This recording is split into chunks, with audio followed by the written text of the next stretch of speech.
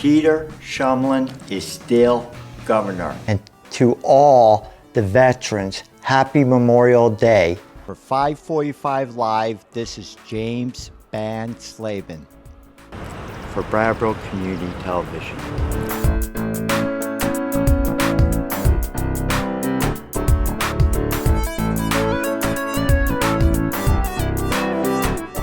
Then there would be no reason to go after that supply.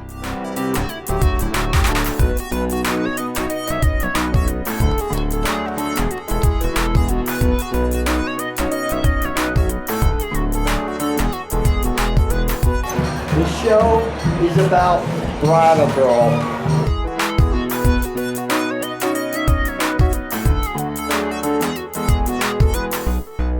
Friday evening, woohoo!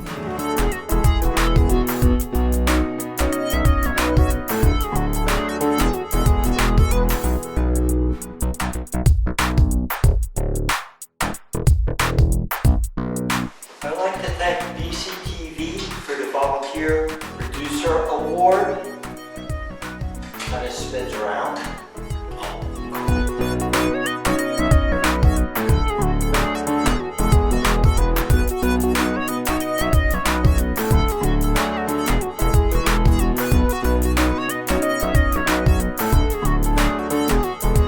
Good afternoon. First of all, let me say thank you for this wonderful turnout for our dear friend, James Banslaben. I think it took me 3 years to learn how to say his last name. But it's very nice of you to make time in this start of the holiday season. And there's a lot of people who made this afternoon happen, and I want to thank them. Without their efforts, we wouldn't have an opportunity to come and share stories about our close friend who left us far too early. So as we start, I had asked Father Justin from St. Michael's Parish to come and open up our festivities and to say a few kind words and a prayer to remember James by. Father Justin.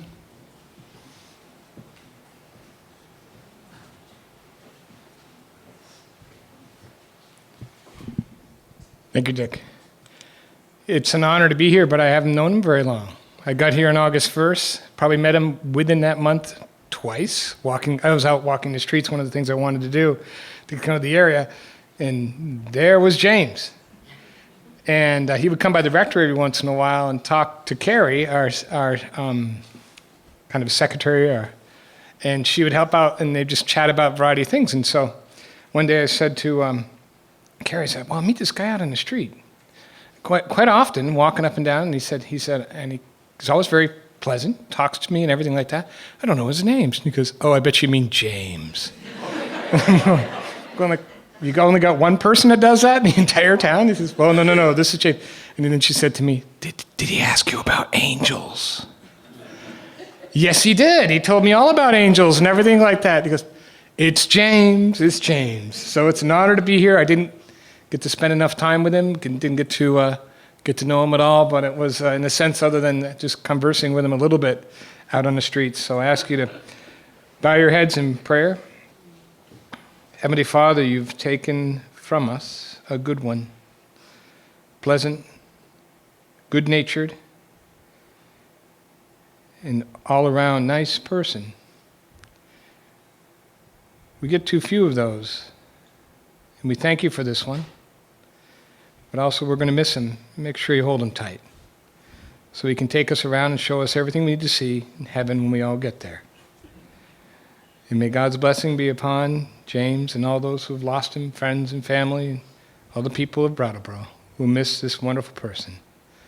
We ask all this through Christ our Lord. Amen.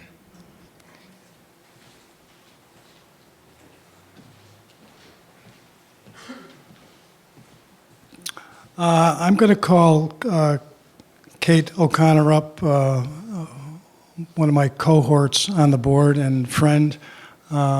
She was certainly instrumental in putting this together, to say a few words, and also to read a note that we received from James's brother. Kate?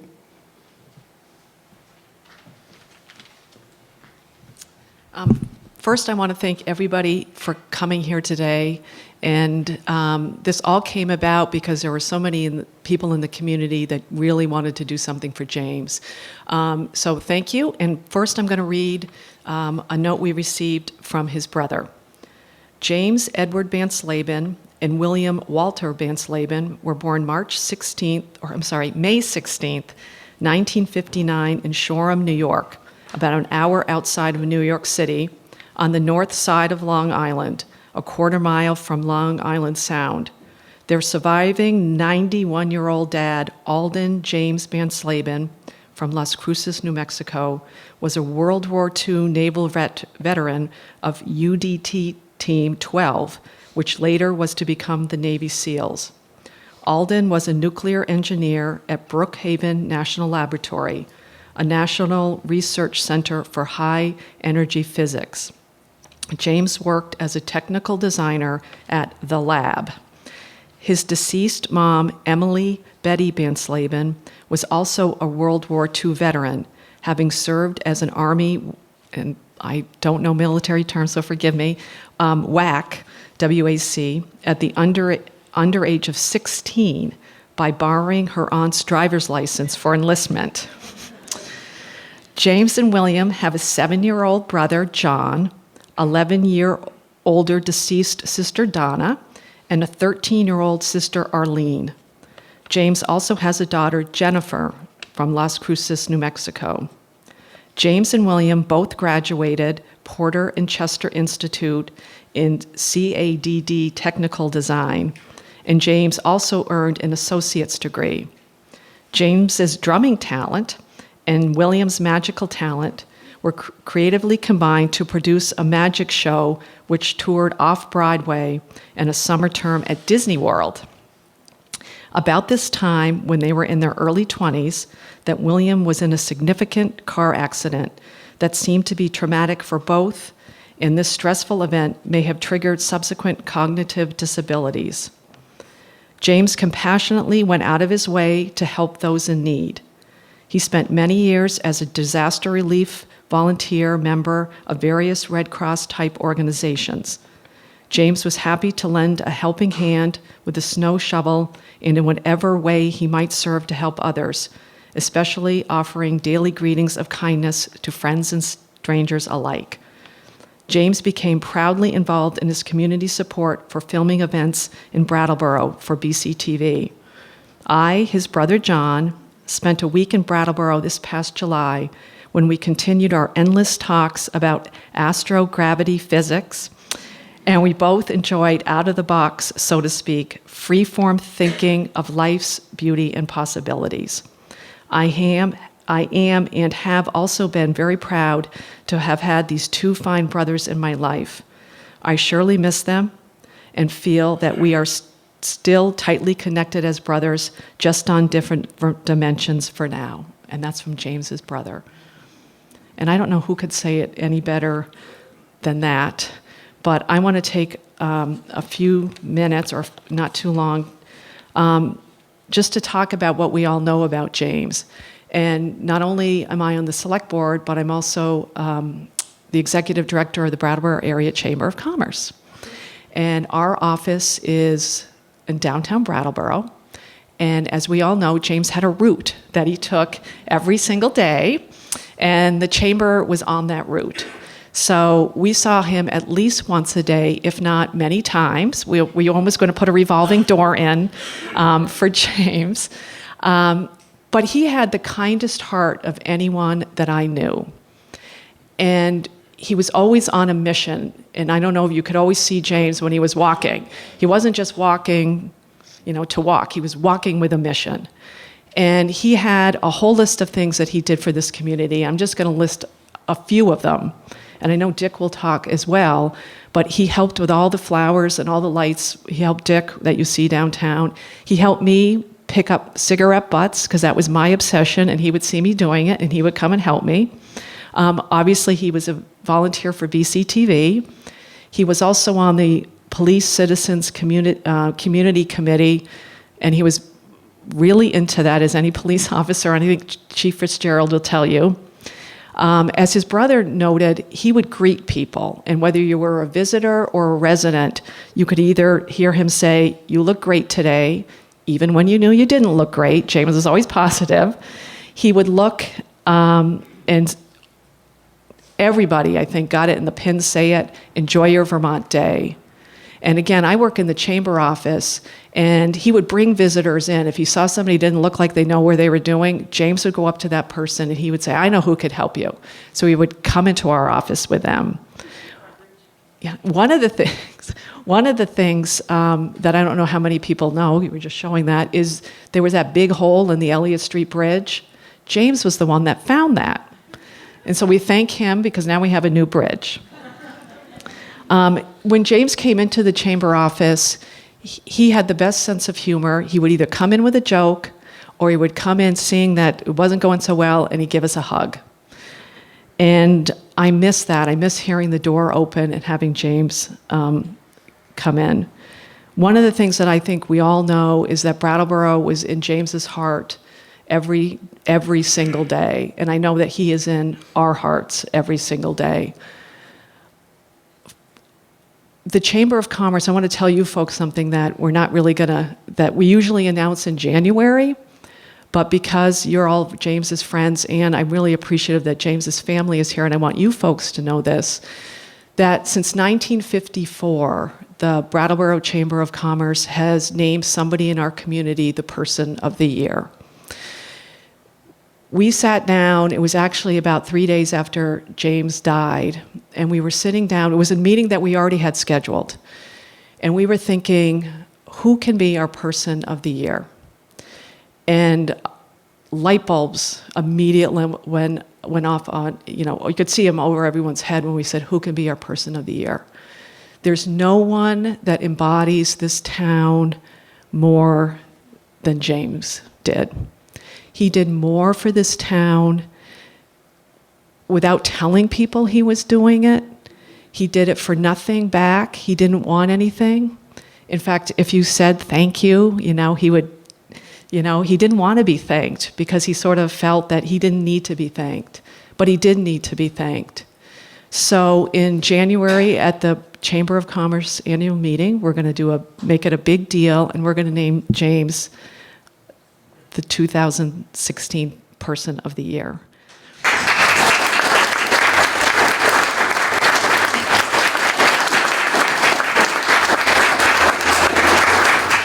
And I'm going to tell one more personal story because it's the holiday season.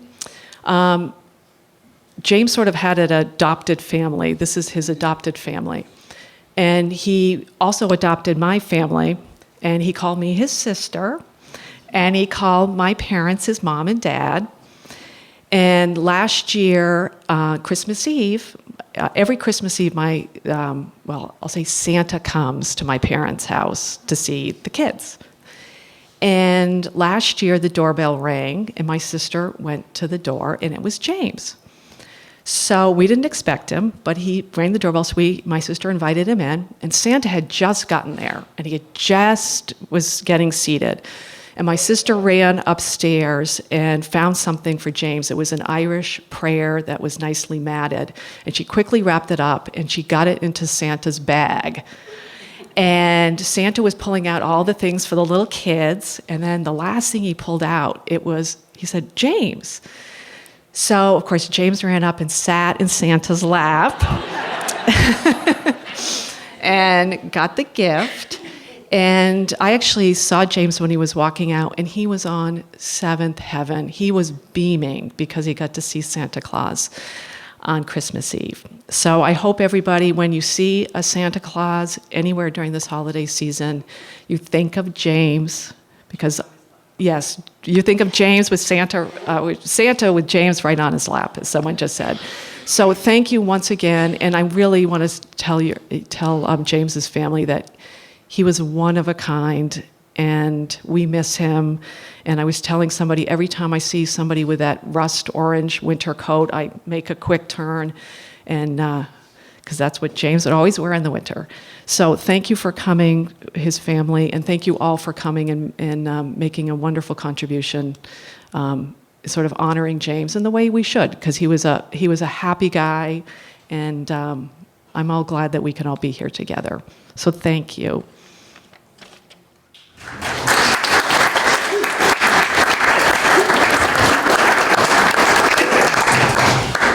Thank you, Kate. Very nice, thought-felt, kind words about our friend.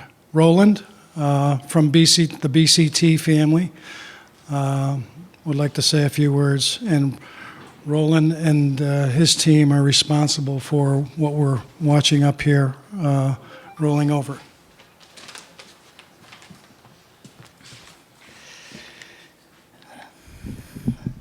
James and I were neighbors here in Brattleboro dating back to 2012, and later we became co-workers of sorts when he joined me and the team at BCTV as our volunteer camera operator for the Brattleboro Select Board and as our downtown correspondent for our news show. During this time, I watched him build a remarkable network of friends and allies all across the downtown region. And as Kate alluded to, you could really call it a family, as he referred to all of us that he befriended as his brothers and sisters. I saw how he put this big family he was creating to use, finding the kind of meaningful work a rapid-fire mind like James's needed, and I counted myself lucky to be a part of it. After his death, I was again honored when his brother John shared with me many of the photos and videos that we've got here, and also the newspaper clippings of James and his twin brother Bill, clippings they amassed during a successful run as performing magicians in their early 20s, a time in James's life he spoke of so often and with such passion that it was just really terrific to get to see some of those clippings. It's been my privilege to curate some of those materials for the event today, and also to try and gather some of my thoughts as to what James meant to me. James will no doubt be remembered by his two trademark qualities, his big heart and his eternal optimism, and I believe that's as he would want it. But there were other qualities to James I grew to love as well. That keen sense of humor Kate also mentioned, his love of wordplay and puns. He was, as he never let anyone forget, a genius as well, always thrilled to discuss quantum physics with anyone who was willing to try and keep up with him. But he also had a great capacity for emotional intelligence that I believe was truly remarkable, and this was exemplified by the success with which he made new friends wherever he went. I always said one of his unique qualities was that he could offer much-needed help to any of us, while all the while making it feel like it was us that was doing him the favor. It's in this vein that I believe James would have been content to attribute his success here in Brattleboro to the community at large. But I think it's James who deserves the credit for carving out a place for himself here. Having witnessed the legwork that he did to build each of his friendships, especially with me, I know firsthand just how much he gave to each one of us he befriended. As I watched what James was building for himself here, I grew to be more and more in awe of him. It seemed so rare to me that someone that brought as much intensity as James did to every aspect of his life could also maintain all of his relationships as well as he did. I believe it was not by accident that he frequented so many establishments and offered his services and ideas to so many of us. I think it was because, despite that tireless motor and unbridled enthusiasm, James always knew where the limit was when it came to his friends. He readily accepted that there were times when I was simply Jamesed out, a phenomena he himself coined, and took completely in stride when I experienced it, never letting it get in the way of our friendship.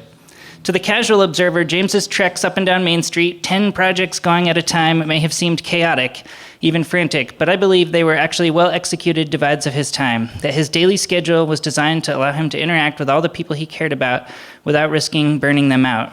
This degree of self-control, even when his excitement and emotions got the better of him, always duly impressed me. Countless times I can remember arriving at BCTV an hour before the office opened to find James outside the door, wild-eyed with excitement with some new idea for a news story, collaboration, or project.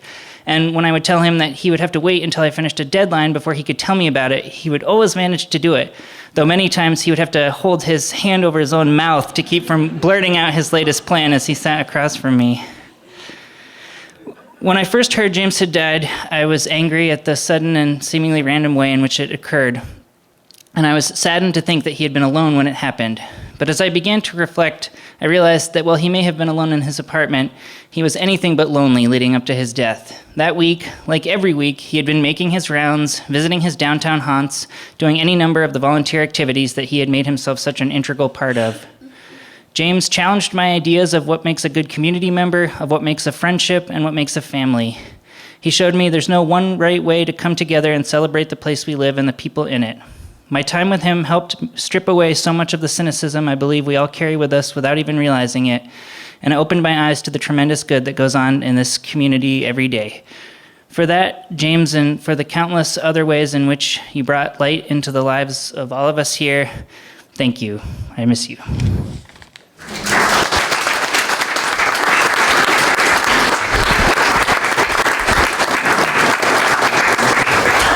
Thank you, Roland. Cor, is Cor here someplace? Here she is. James's official boss at BCTV.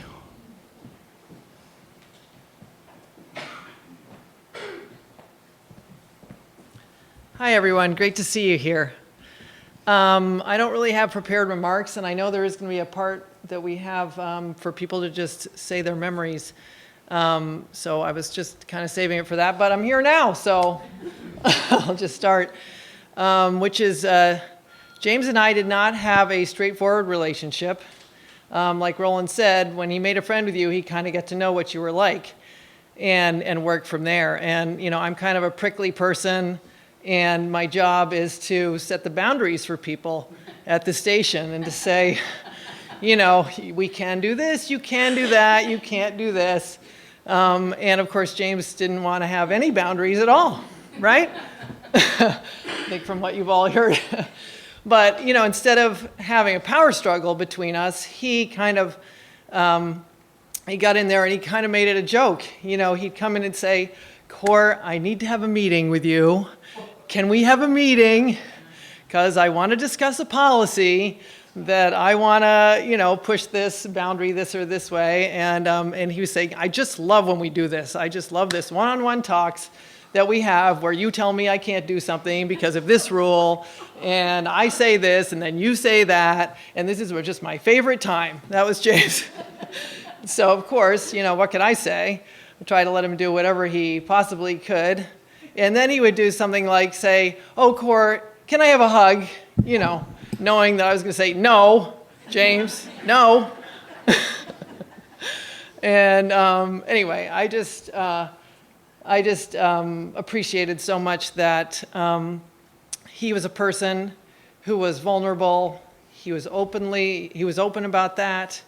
He, you know, the power that he had in his life were the connections that he made with people. It wasn't what he had. It wasn't his position in society.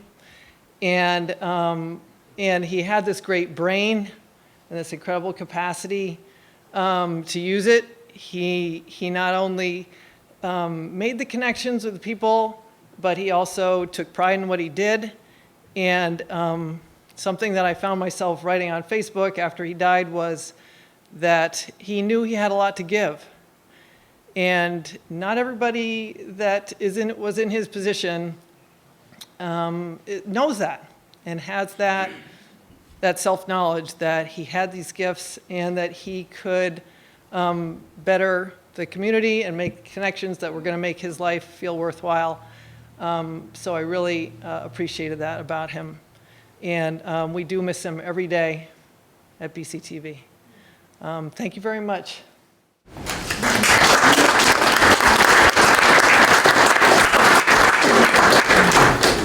Thank you, Cor. Before I say a few words, I was pleasantly surprised, as Kate was, that James's sister, Arlene, and some nieces and nephews have made the trip up. And so I'm going to call on Arlene, James's sister, to say a few words. I had the opportunity to speak with her for a few minutes when she came in, and she was sharing how much James would share with her, how much he loved this community up here. So Arlene, welcome to Brattleboro and to James's family and your family also.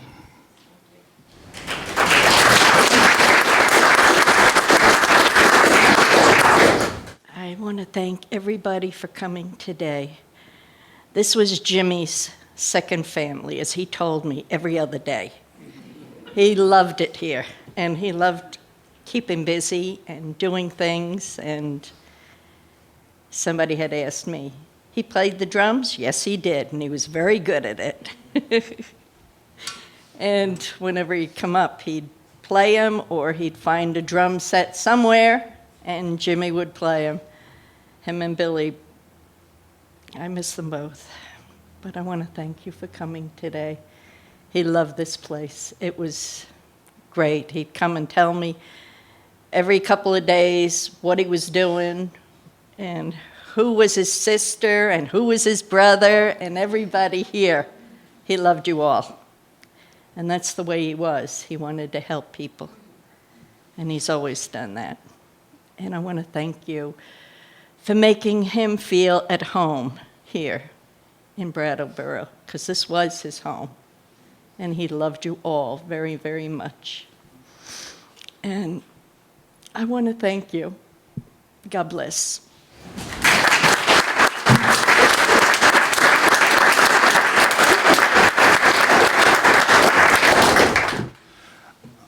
Thank you very much, Arlene. I hope that everybody has taken a Enjoy Your Vermont Day pin. When Missy and I were talking about the pins, one of the things we talked about if you could take your pin at some point and share it with someone and tell them a brief story about James and where the pin, how it originated. Because James came up with this statement, it wasn't any of us in the room, and he would share that. And I think that to grow James's legacy, and I think it's wonderful that the Chamber is going to honor him as a Citizen of the Year, and I'll be sitting in the front row applauding. That would be a nice thing, to just pass the pin on, wear it for a week, wear it for 2 weeks, but then say, you know what, I'm going to pass this on and share the story. We had mass cards printed up, and I hope that you have taken one, and I want to read the prayer on the back. I'd like the memory of me to be a happy one.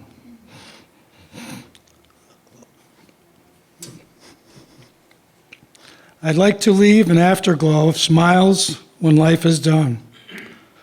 I'd like to leave an echo whispering softly down the ways of happy times and laughing times and bright and sunny days.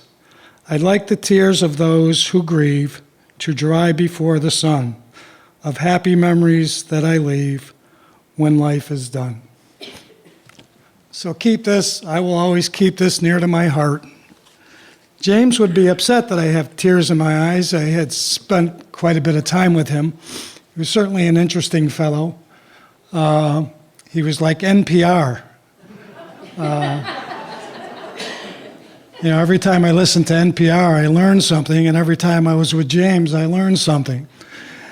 He always had a smile on his face, and as I said a few weeks ago after James passed, I received that phone call on October 9th from the town manager, which sent my world tumbling because him and I were probably closer than I even imagined.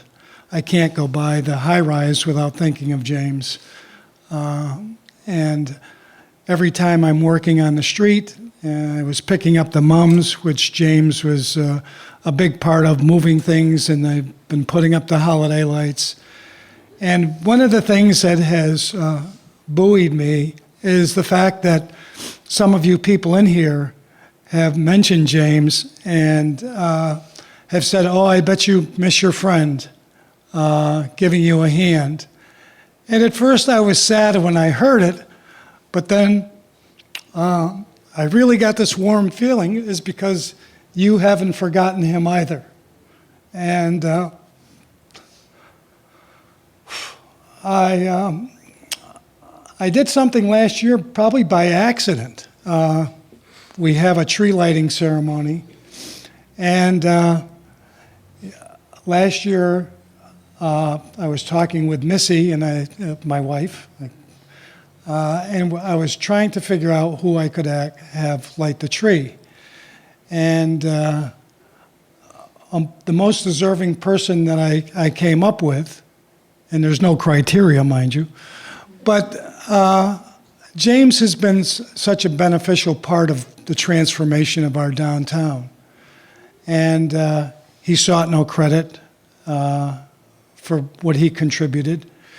And so he had no idea that he was going to be the person that we chose to light the Christmas tree.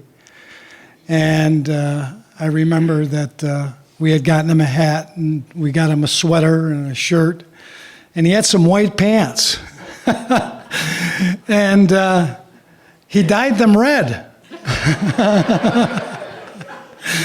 So he had left us, we would stop in, we talk about his route. He would get a coffee, in Missy's store, opens at 10. He would stop in, and in the morning he came in with white pants, and the next day he came in with red pants, and he said, "Oh, I dyed my pants for the holiday season." So when we were over at the tree last year, and I was speaking, and I announced that for James to come up and to light the tree, the joy that came from him, that somebody of James's ilk, he never thought he was important, but he was more important than he ever knew to all of us. That smile, he was embarrassed, but he had this pride to say, "Oh, he picked me to light the tree," and he lit the tree, and it was an accident on my part, and I'm trying to go, but I'm so grateful that that happened, because I would be so disappointed if it didn't happen and we lost him. I'm going to leave you with a story, a brief one, to just show you what James's humor was all about. Now, you think that when the team was my wife, Missy, and James and myself, and we would, we're working, putting the flowers in, and we were down on the bridge, down on Kyle Gilbert Bridge. And sometimes my wife and I have creative differences about the flowers. Now, who could argue about putting flowers in, about which way you're going to put them or which color sequence? And James was kind of in the middle when one of these little sequence arguments started, and James just kind of looked up and says, "Boy, you make a great couple. Enjoy your Vermont day." And it kind of just broke the ice, and that's what he was. He just always came up with the right thing to say at the right time, and we kind of moved on. So James would be embarrassed about what's being said here today, but every word that has been spoken today has been worthy of a friend that we lost way too early. Don't leave here sad. When the speaking festivities end, and I'm going to ask if anybody wants to come up and share a story, please share some stories amongst yourselves about a friend who has left us but will not be forgotten. We're not going to let James be forgotten with the pins, with the way that we treat other people. If we all treated everyone like James treated us, we'd be really a special place. So keep that in your heart. I love him, I miss him every day, and I know he loved you every day also. So having said that, if there's someone that would like to come up, please introduce yourself, say your name, and say a few words.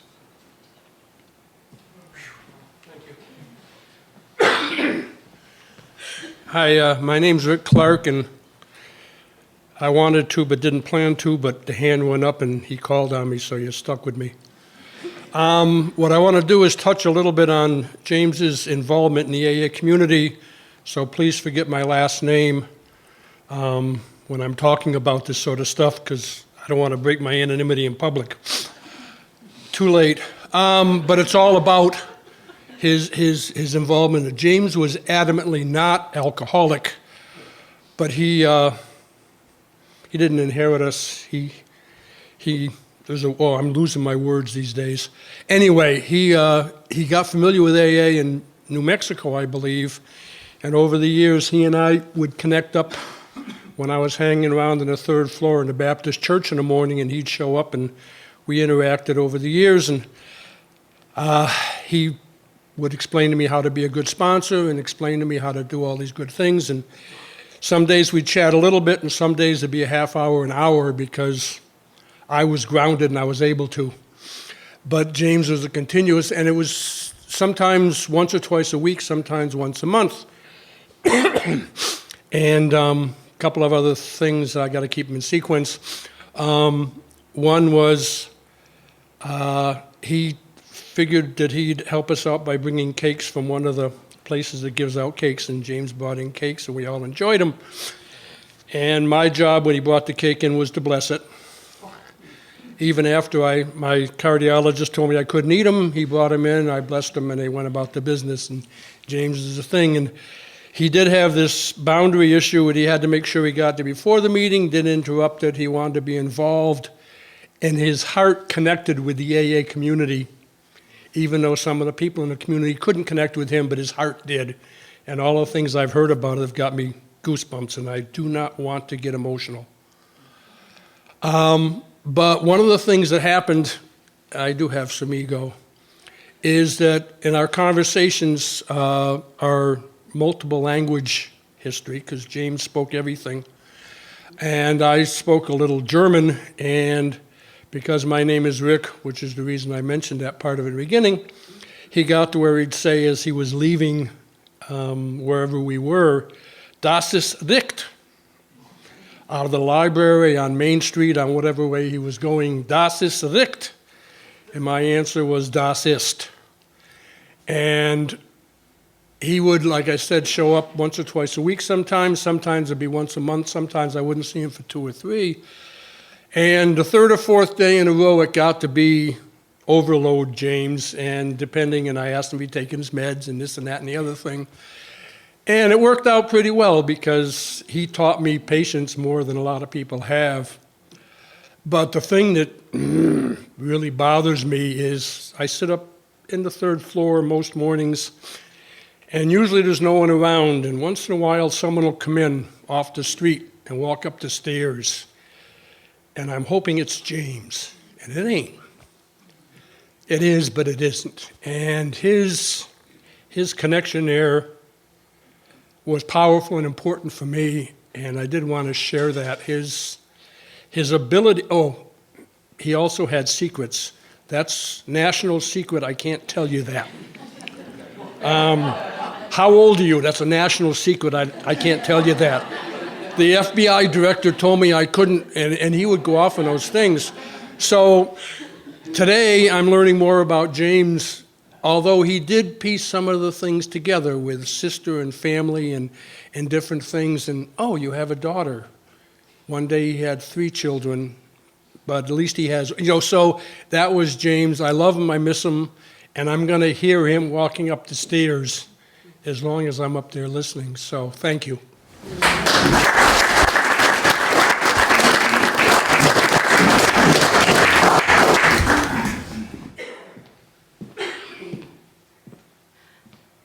I'm Terry Carter, and I met James when he became a member of the CPCC, Community Police Communication Committee. And at the time, I was really standing my ground on a local issue, and I can be tough. And he was extremely wary of me. And we saw each other a lot at that time at the library, because at the time I didn't have a computer, and he was at the computers a lot himself. And, we actually ended up cultivating a very good friendship. And I got accustomed. It's interesting you mentioned stairs, because I would often meet him on the stairwell coming down the stairs to the library. And I got in the habit, he would always with his latest revelation, and I always tried to beat him to the punch, and I'd go, "Sir James." And I got where I did that quite a bit. Sir James, because he just had that unbridled enthusiasm and passion. And what ended up happening was through our communication and a number of other things, he actually found this program through the Chicago Police Department that I believe Chief Fitzgerald is here. They have implemented and we are using to this day. He actually helped resolve this ongoing issue that he definitely, it works. It's still working. But what really struck me one day was, and I appreciated him sharing this with me because he was thin-skinned and things were not too far from the surface. He told me to come look at the computer, and I did not know he had a twin brother. And we've all seen circus acts, phenomenal circus acts. I have never seen the likes of this before.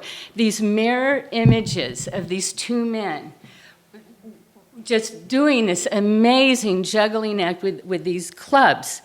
Phenomenal. I mean, talk about physics. I mean, they were doing these intricate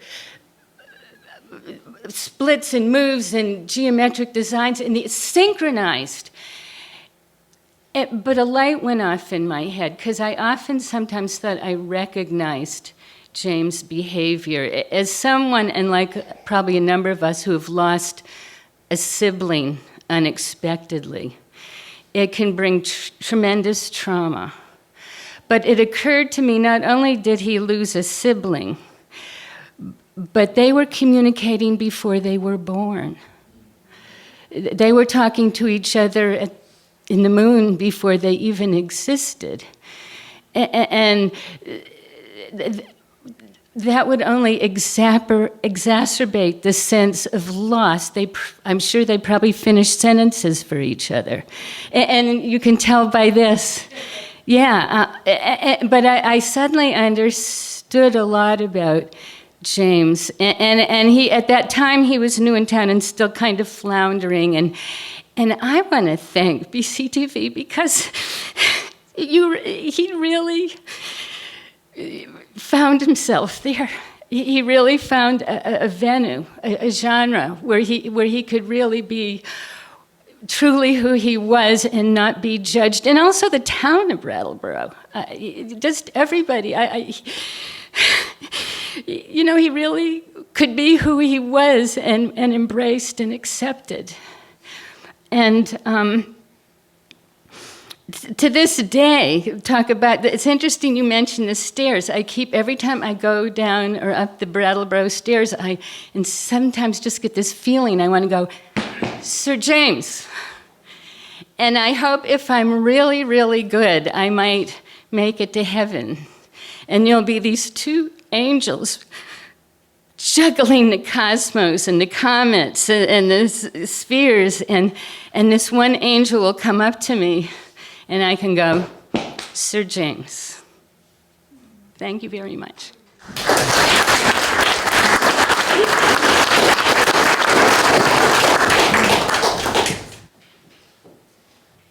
Hi, I'm Jean Walsh, and I'm the reference librarian at Brooks Memorial Library. And so there's this geode, and James put it on the reference desk back a while ago, about a year ago maybe, and he used to come in and see what state it was in, and he would like turn it, and then he'd turn it again and step back and then turn it, and then they'd say, okay, and then he would be ready to talk. And so he showed me how that helped him mediate the conversation and whatever question he had or comment. And since then, other people see it and appreciate it, and especially somehow when I put it on its side, people really notice it, and little kids respond to it a lot. And I always tell them the story that a patron put it there for everybody to enjoy. And what it has come to mean for me is that it reminds me that James, over and over again, showed me how it seemed like for him there was never the option of just pulling back and being cool and collected. That just wasn't going to happen. So he just kind of let his heart bubble over, and I think that must have been a huge burden to him. And also he turned it into gold and made it for the community. I felt like he was always giving us permission to be ourselves and to acknowledge that we all need to be part of a community. We all need to be seen and appreciated. We all need each other. And so I think of that when I see this. And I think also it reminds me that when I'm talking to anybody, I never know what's really going on for that person, what it feels like for them to be themselves today. And so it reminds me about kindness. And so that's all there in this rock. And I thought I would pass it around because it belongs to all of us. And then whoever has it last, if you can bring it back to me, I'll put it back on the reference desk. And I'll invite everybody, if you're ever missing James, or if you're, for whatever reason, not enjoying your Vermont day, you can come by and visit the geode, and it will be there. Thanks.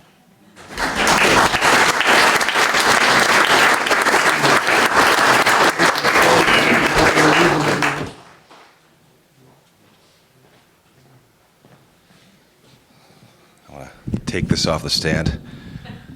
We're going to be here a while. I hope you didn't make any plans for this afternoon. My name is Jeff Mastriani. I am the content manager at BCTV, and one of the other things I do as part of my duties at BCTV is I direct our live broadcasts. And as you can see, James was an integral part of our team for as long as we had him.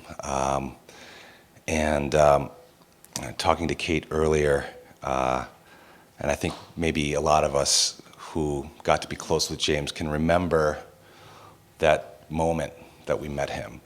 And Kate said it perfectly. All of a sudden, there was James. I remember the day Roland and I met James, although I guess Roland may have seen him around earlier. I remember Roland and I getting our gear together. Our studio, in case you don't know, is on the 3rd floor at the municipal building. And so we were getting all our gear together to move downstairs for the select board meeting. And as we're moving our cameras out the door, I see James walking by and stop and do one of these things. And all of a sudden he walks in, and it's like he walked into an undiscovered country. He looks around. He's like, "What is this place?" And I said, "Well, this is the BCTV studio. This is where the magic happens." Little did I know that the word magic was going to set off a whole hour and a half's worth of explanation and storytelling, which, come to find out, it was as amazing as he made it sound. And then after that, there was James. He was one of our most dedicated and reliable volunteers. I had an opportunity to spend a fair bit of time with him. As I said, he made pretty much every event that we had to cover as a live TV crew. But I also saw a side of James, after hours James, where things had sort of calmed down, and we wrapped up our gear, and now it's just he and I, and I could see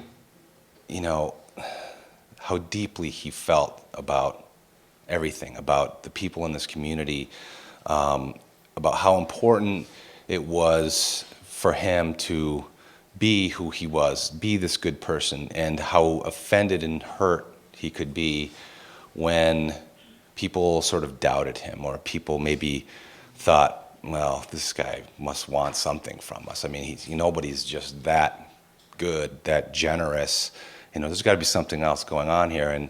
And he'd have problems with people, and he'd tell me about them, and I'd say, hey, man, you've got to take the good with the bad. You're always going to have people who are going to give you a hard time. You're always going to have that sort of thing in your life. You just keep doing what you do. You make people happy. You're very generous. You're a good person. And that's what I'm going to remember. And as I've been able to sort of wrap my brain around the fact that I'm never going to see James Banslaben again, the thing that I admire most is really the power that this man had. I mean, look at us here today. Look, we've got, members of our government, town government. We've got the police department. We've got, all of these folks that James somehow had this influence on. And to me, that's real power in life. That's what it's all about. If you can influence somebody and you can leave this sort of impression that he's left with us, that's what we should all aspire to do. And one other quick little story, since Kate brought up Santa. James came in, I'm going to say 3 years ago now. I had been walking down Main Street one afternoon, and I looked in the window at Brown and Roberts, and there was this sort of creepy Santa Claus there. He's about this tall. And it was in the window, and it just kind of stuck with me how just kind of weird that thing was. 2 hours later, James comes walking into the BCTV office with it in his arms, and he's now gifting us with this Santa Claus. And, it's a bit of a tight space, and we could tell that maybe this wasn't going to work and that, we're going to have to do something. So I offered to give James some money. I was like, how much did this cost? I'll buy it, and I'm going to take it home. So if you're ever driving down Oak Grove from now till whenever my girlfriend Wendy decides we take down the Christmas ornaments, you can see the creepy Santa Claus that James brought to us. And you can remember James. Thanks.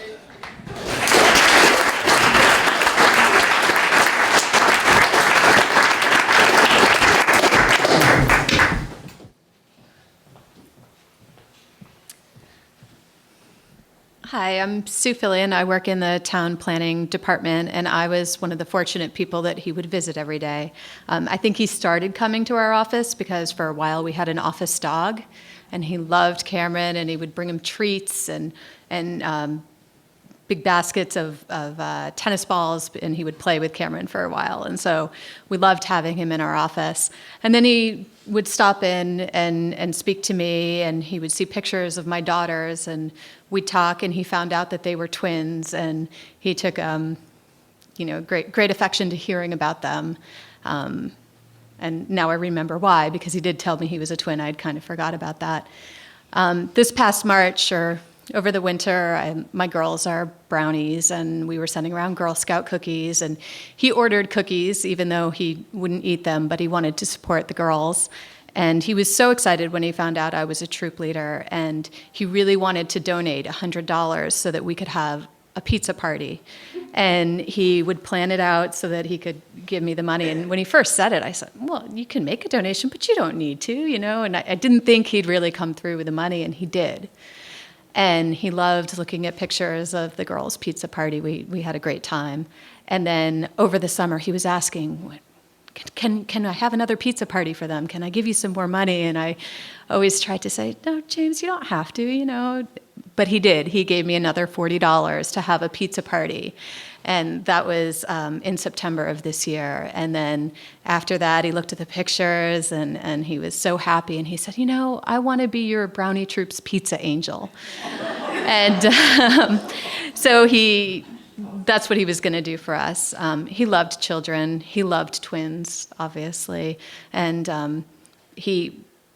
I miss, like everybody else, I still expect him to walk into the office some days, and he always used to tell me, you're a great mom, you're doing a good job, and, can be tough raising little ones. We need those affirmations, and James always did that for me, so I miss him. Thanks.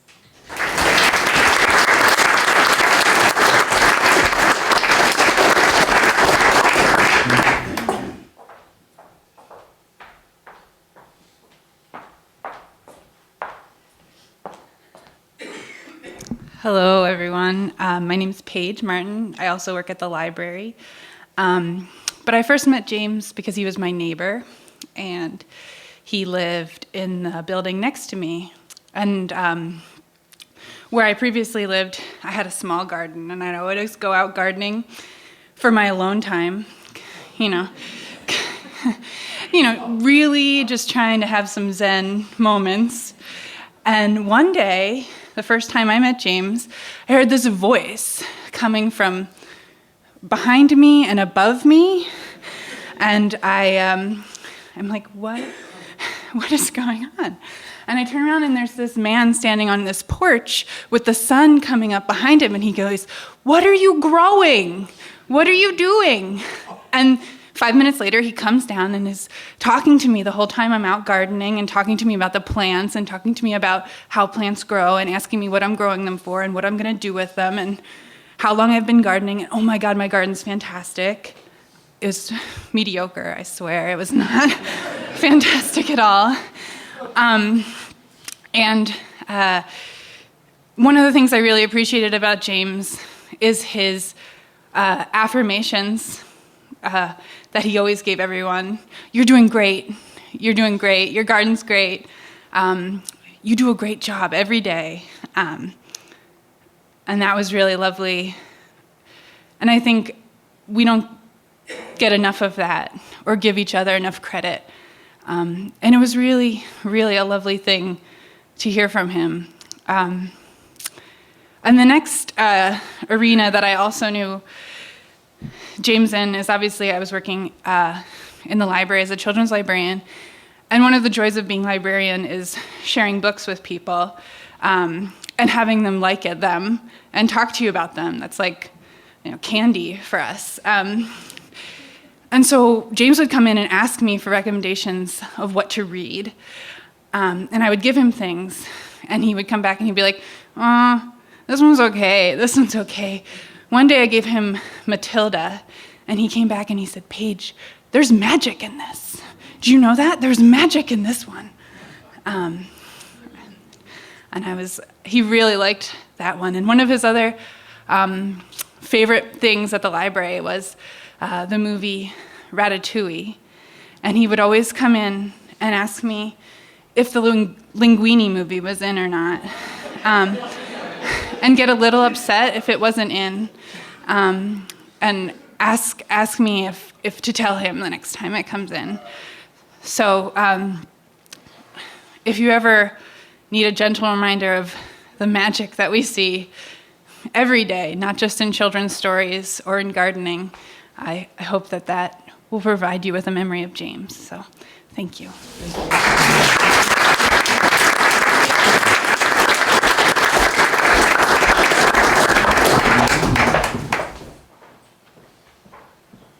Hi, everyone. My name is Anna, and I'm going to guess I'm like a lot of people that I met James just walking up and down the street.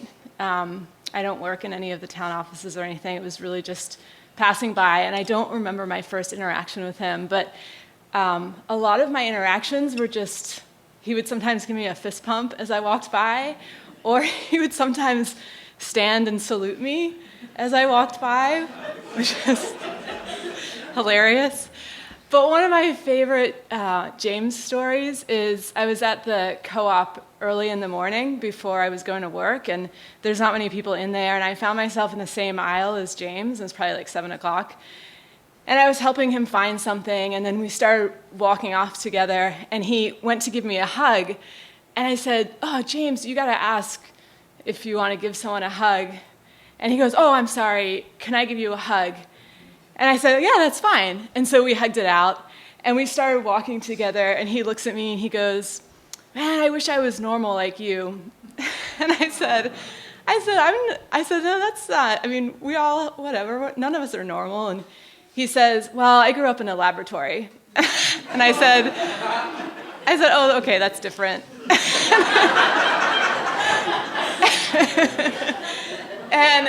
And then we kept on walking, and then I was ahead of him in line to check out, and I hear him behind me going, "Can I have a hug? Can I have a hug? Can I have a hug?" And I looked at him and I said, James, are you practicing? He's like, yes. And then the other just sweet end to the story is that he was buying a whole bunch of chocolate bars, and I made a comment about it. I said, oh, you're buying lots of chocolate. And he said he was buying it to give out to people on the street. So that was really sweet. So I'm really thankful to be here today and that this was organized, and my thoughts to his family.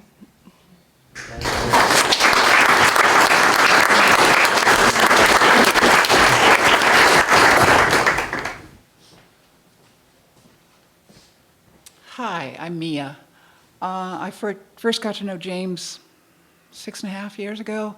I was on the front desk at the Proppin Center, and he would come in and spend a long time. He told me all those stories, which I'm so glad to hear are true, because other people would say, oh, no, he's not anything in astrophysics, or oh, no, he wasn't a magician, etc. He brought his brother, William, to meet me a number of times. And so we established a good friendship then, but when I moved on from there, I saw less and less of him, except in the walking on the streets. And occasionally he'd come into our office. I'm at the Commons now, and he always wanted to tell us about an article that we should be writing, or etc. So I'm so grateful to hear all this, and to say to his family how much I really loved James. He was wonderful, as you're hearing from all of us. But anyway, yes, I'm so glad I knew him. Thank you.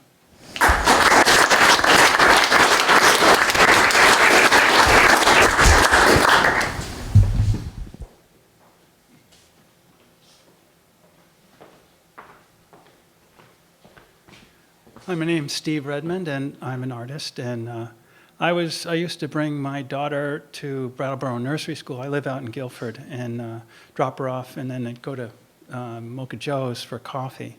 Did this practically every day, and then I got to know James because he'd come in and sit down at my table, and then we'd discuss special relativity or astrophysics or electronics or art or anything that he kind of wanted to talk about. And then he'd get up and leave for about 3 minutes, and then he'd come back and we'd sit down and talk more. And I really enjoyed that. I really enjoyed talking to him. He had this kind of persistent kindness. He had this persistence of kindness. And he'd say things like, Stephen, you know you're a genius, and I'd look around and see if anybody was listening, and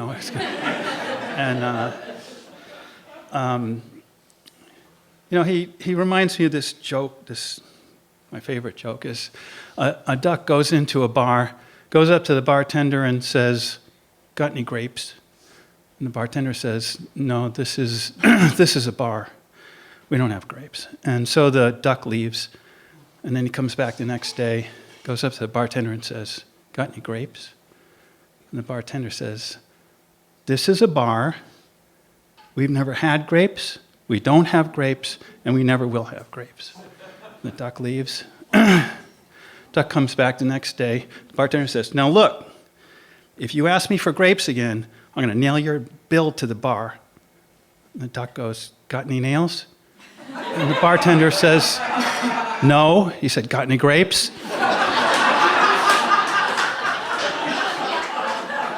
And that's the persistence that James had, but in a kind way. And his kindness was the most persistent thing that I've ever seen.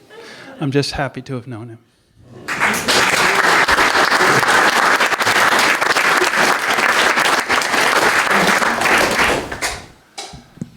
Hi, my name is Penny. I'm a Brattleboro resident and clearly a Brattleboro police officer, and I just wanted to take a couple minutes to talk about my involvement with Jim. A number of years back, the first time I met Jim, I was out talking to a citizen who had a complaint, and Jim just came over very calmly, and he wanted to help. He wanted to help me, and he wanted to help the person that was talking to me about their problems. And as sweet as it was, the both of us were like, well, maybe this isn't the best time, Jim. But again, that was him. That was the way he interacted with people. He wanted to be involved. He wanted people to know he was there for them, no matter what was going on in his life. Over the years, I've at some highs and I've seen him at some lows. And even at his lows, he was more concerned with other people than with himself. And I can't think of a day really where I didn't run into him where he wasn't, either from across the street or he'd show up at the PD just to make sure he could say hello. And it was always, "Hello, Officer Penny." There was no formalities. It was just, it was a community. He made it a point to care about his community. He cared about the Brattleboro police officers, and because he knew we cared about them. And he's going to be missed in Brattleboro by a lot of people. He definitely was one of the core members of our community, and my condolences to his family and definitely to the community. He's going to be missed greatly. When I came here this noontime, I had kind of a heavy heart. I can tell you after listening to all of you say these kind words that my spirit is uplifted and that James's memory will live on. And so as we prepare to at least end the speaking portion, I invite you to have some crackers and cheese and drink and share some more stories. And I think it would be most appropriate to enjoy your Vermont Day. Thank you very much for coming.